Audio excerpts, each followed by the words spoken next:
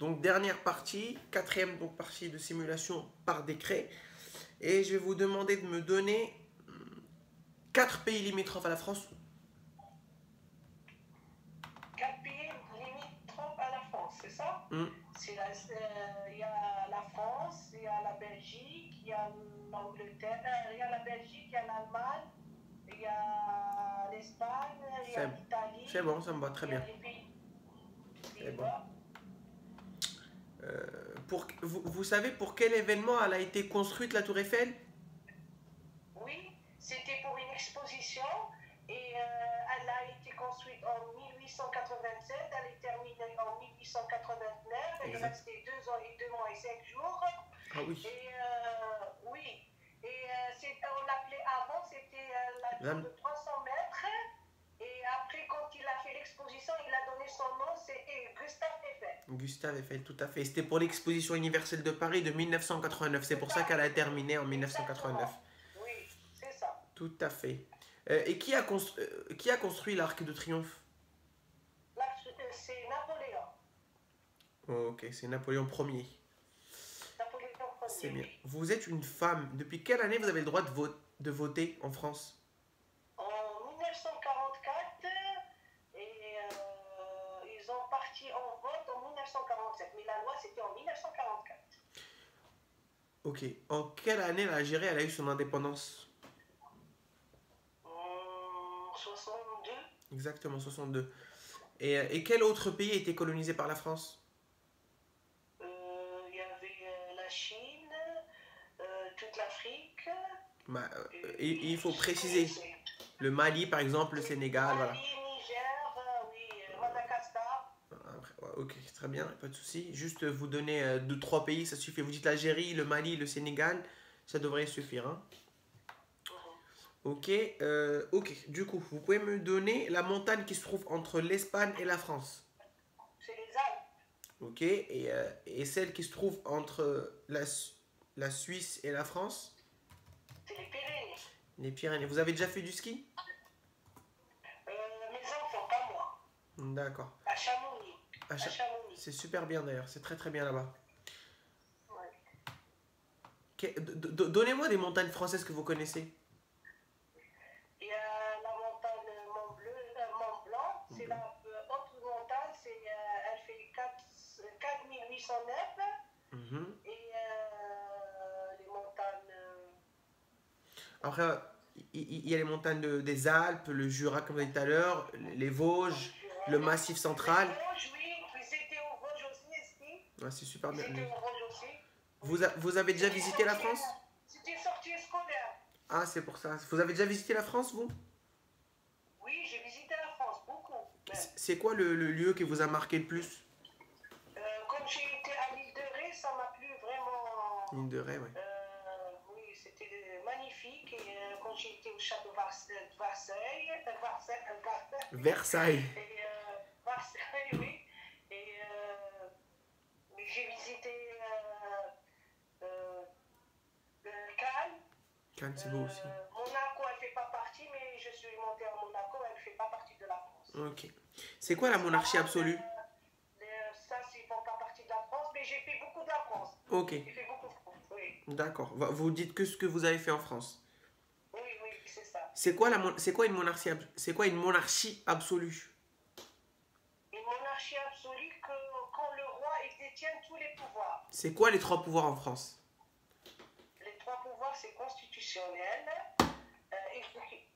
pouvoir législatif, le pouvoir exécutif et le pouvoir judiciaire. Exactement. Et c'est quoi la définition de chacun de ces pouvoirs-là, du coup?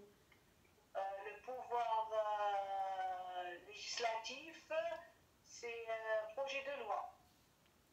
Pouvoir législatif, c'est détenu par le Parlement et ils font la loi, effectivement, et contrôlent le gouvernement. Ils contrôlent le gouvernement. Et exécutif, c'est le président et le gouvernement. Ok. Et judiciaire, c'est le juge qui exécute la loi, qui la met en exécution, toutes les lois. Alors, le juge, il veille à ce que la loi soit respectée et sanctionne si la loi n'est pas respectée. Ok? Oui, il la met en application. Et non, il vérifie si elle a été bien appliquée, le juge.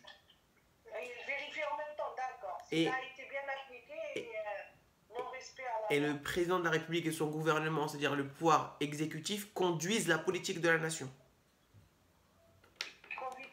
Ah, d'accord, d'accord. Et comment... c'est qui le président des armées? Le président des armées, c'est Le président... Le chef des armées, pardon, excusez-moi. le président de la République, c'est le chef d'État et des armées. Ok, exactement, c'est bien ça. En quelle année on a proclamé la Première République? En 1792. En 1792, tout à fait. En quelle année on est passé de la majorité à 18 ans? La majorité à 18 ans en 1974. Et avant, la majorité, elle était de combien? Avant, la majorité, elle était à 21 ans. Exactement. C'était quand le mandat de Valéry Giscard d'Estaing? Le mandat de Giscard d'Estaing, c'était en 1974 jusqu'à 1981. Exactement. Et quelle grande loi concernant les femmes particulièrement a été, est passée pendant son mandat? C'était par la ministre de la Santé, Simone Veil, dont le président il était Valéry Giscard d'Estaing. Elle a dépénalisé l'avortement parce que la femme, elle pouvait faire de son corps ce qu'elle veut. Elle a donné le droit de l'avortement. Alors, c'est faux de Interruption terre volontaire de grossesse. Mais c'est faux de dire que la femme a le droit de faire de son corps ce qu'elle veut. D'accord? Attention. Pourquoi? Non, parce que le corps humain est indisponible. Elle a le droit d'avorter. D'accord? D'avorter, oui. C'est dans ce sens-là. Mais on ne peut pas vendre un organe, on peut pas... voilà. Donc, on ne peut pas faire ce qu'on veut de notre corps. Non, ça non, c'est interdit. Voilà. C'est interdit par l'article 16 du Code civil. L'indisponibilité du corps humain. Interdit par la loi, oui, bien sûr. Voilà. Il est puni même par la loi. Même. Exactement. Comment s'appelait le roi des Francs? C'est Clovis Ier. Exactement. D'accord. De quelle couleur était le drapeau... de quelle couleur est le drapeau tricolore actuellement même? C'est bleu, blanc, rouge. Bleu, blanc, rouge. C'est quoi la signification des couleurs? Bleu, c'est Paris. Mhm. Le blanc, c'est le roi. Et le rouge, c'est le sang des révolutionnaires. Après, on dit souvent que le bleu et le rouge, c'est souvent Paris. Mais certains considèrent qu'effectivement, le rouge fait référence au sang versé. Bon, on va pour finir parler un peu de l'Europe. Ça veut dire quoi le Brexit? Le Brexit, quand l'Angleterre elle est sortie de l'Union européenne. Exactement. On était 28 et maintenant on est 27 dans l'Union européenne.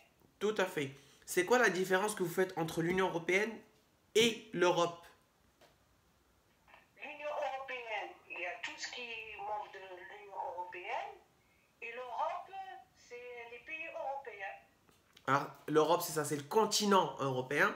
C'est le continent oui, européen et l'autre, c'est...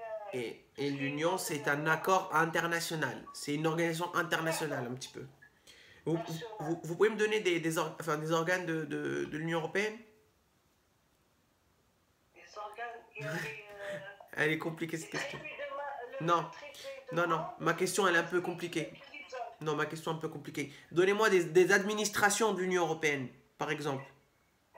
Les administrations de l'Union européenne? Si, vous connaissez le Parlement européen, vous connaissez le Parlement européen? Oui. Bah, c'est une administration, c'est un organe de l'Union européenne. D'accord. Le Conseil de l'Union européenne. D'accord? Tout ça, ce sont des organes de l'Union européenne. D'accord. De quelle année date le traité de Maastricht? Le traité de Maastricht, il date de 1992. Exactement, 1992. Et qu'est-ce qu'il est venu faire ce traité-là? Ce traité de Maastricht, il a fait l'Union européenne. C'est ça, il est venu instituer l'Union européenne. Il n'y avait que 12 tout ça, En tout à fait. 1990. Et après, ça a afflué. Ça a augmenté, oui. Est-ce que c'est le dernier là qui est en vigueur? Non, c'est le traité de Lisbonne. Exactement, c'est le traité de Lisbonne Il a été en Portugal, ils l'ont fait. Et en 2009, il a été en vigueur. Exactement. En 2007.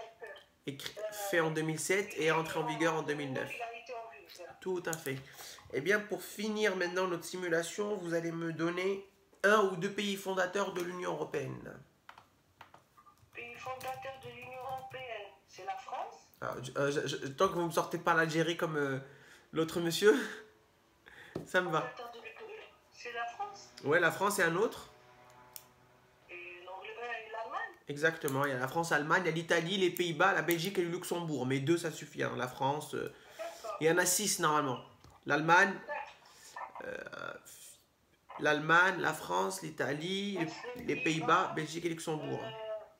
D'accord. Ok, bon bah voilà, on a terminé.